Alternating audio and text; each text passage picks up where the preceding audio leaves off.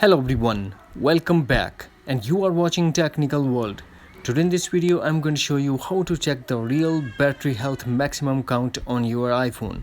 So without wasting any time, let's get started. Normally, we are going to check these things in battery. Here you can see the battery capacity is 67%. This is not an actual battery capacity. Now what we have to do, we have to go back to settings and tap on privacy. All the way goes down and tap on analytics and improvements.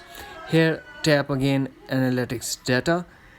Now a bunch of data, you will see analytics 90 days and there is a date. We are going to check the current date or one day before. Here you can see 9/3/2023. Tap on it. Oh, a lot of data. Don't worry, tap and hold on the top and use these handle and select everything, then copy. After copying this data, launch notes, blank note, and paste everything here. Then tap on three dots.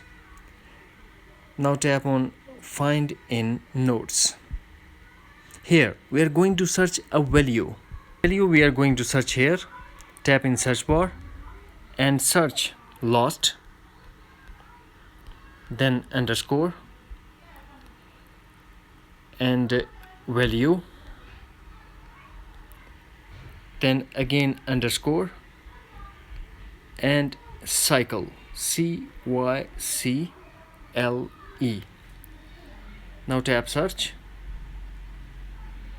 In iOS 16, when we search for this value, and you will see before last underscore value underscore cycle, before you will see the battery health count or the cycles of your battery or your iPhone.